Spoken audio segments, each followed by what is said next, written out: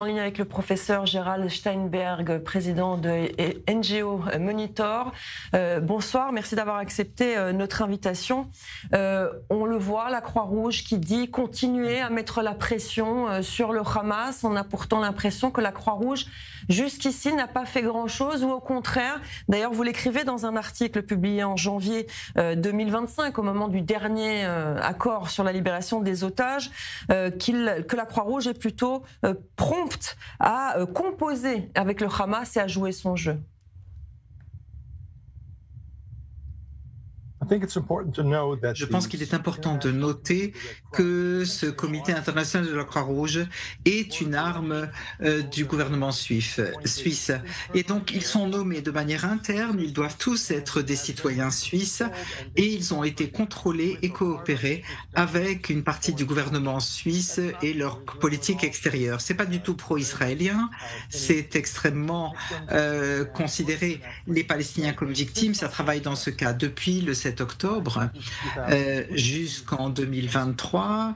668 jours se sont écoulés où la Croix-Rouge a été silencieuse sur les otages. Ils ont fait certains gestes, ils ont fait des déclarations, mais la majorité de leurs efforts ont été investis dans la condamnation d'Israël quoi qu'il fasse, et ils ont fait ces condamnations, y compris avec des allégations que nous savons comme étant mensongères sur la famine, etc. C'est pas une vraie organisation internationale, elle ne fait pas partie des Nations Unies, c'est une organisation indépendante et ce sont tous des Suisses. Ils sont ils font partie de l'élite suisse. Pierre Kouenaboul, qui était aussi à l'UNRWA, responsable dans cette agence pour les Palestiniens, il travaille en coopération étroite avec le Hamas. Il a été forcé de démissionner. Il a ensuite été nommé à la tête de la Croix-Rouge internationale. Cette organisation est en fait une organisation opposée à Israël. Ils travaillent peu sur les otages. Ils n'ont fait aucune campagne. Par contre, ils continuent à aller de capitale en capitale dans les pays arabes, Qatar, Al Jazeera, etc., dans les médias. Ils n'ont jamais demandé la libération des otages. Mais évidemment, c'était trop peu, trop tard.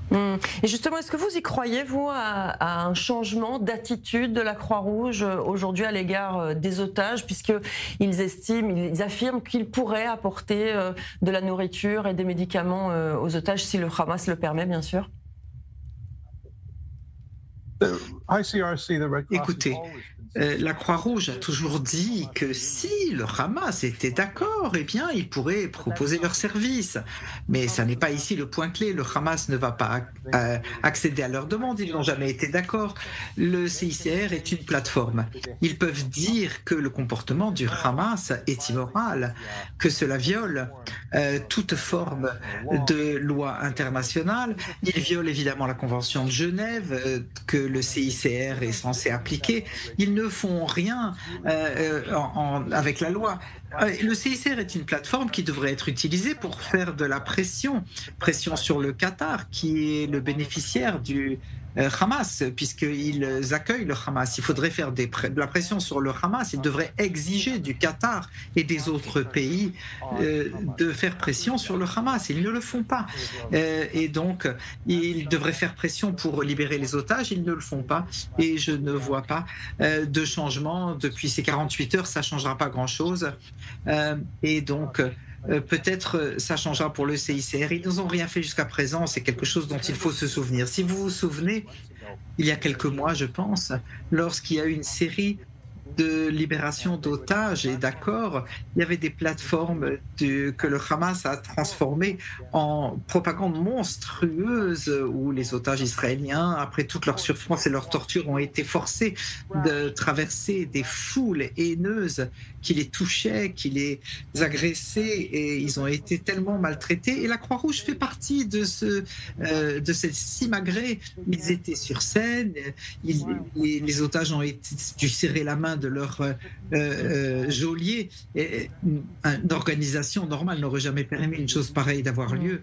Et donc, ils n'ont rien fait ils étaient toujours là. Ils font partie du problème, le CICR, et pas du tout pas partie de l'aide humanitaire possible. Alors évidemment, la Croix-Rouge n'est pas la seule mise en cause dans la bande de Gaza. On parle beaucoup de l'UNRWA, surtout depuis le 7 octobre. Aujourd'hui, on apprend encore que l'organisation onusienne emploie des membres du Hamas. Est-ce que cela vous étonne? Écoutez, on a vu beaucoup de preuves assez spécifiques depuis plus de 2 ans maintenant. Ça fait assez longtemps quand même. L'UNRWA utilise beaucoup de Palestiniens, en particulier à Gaza.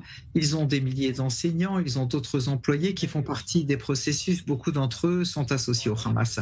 Donc je ne pense pas qu'il y ait quelque chose de particulièrement nouveau dans les détails. Et on voit de plus en plus de nombre d'employés de l'UNRWA ou qui emploient des gens du Hamas qui sont payés par l'UNRWA mais qui font partie de l'organisation du Hamas. Nous savons que les otages ont été détenus par les membres de l'UNRWA. Nous savons que les membres de l'UNRWA, des employés de l'UNRWA, pardon, ont participé aux atrocités du 7 octobre, la torture, les viols, les assassinats.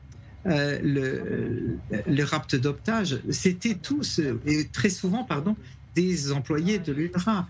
Ils continuent à nier en disant que c'est pas en grand nombre. Ils ont fait soi-disant une enquête interne qui est totalement, évidemment, pour s'en laver les mains. C'était pas une enquête indépendante. C'était prévu à l'avance pour dire que l'UNRWA fait un bon travail, ce qui n'est pas du tout ce que la communauté internationale devrait faire. C'est une des raisons principales pour lesquelles le gouvernement israélien a dit qu'il ne permettrait pas à l'UNRWA de retourner à redevenir un acteur central dans le processus et pour faire partie de l'alliance avec le Hamas. Merci beaucoup, professeur Gerald Steinberg, d'avoir répondu à nos questions et de faire ce travail si important auprès de NGO Monitor. Merci beaucoup.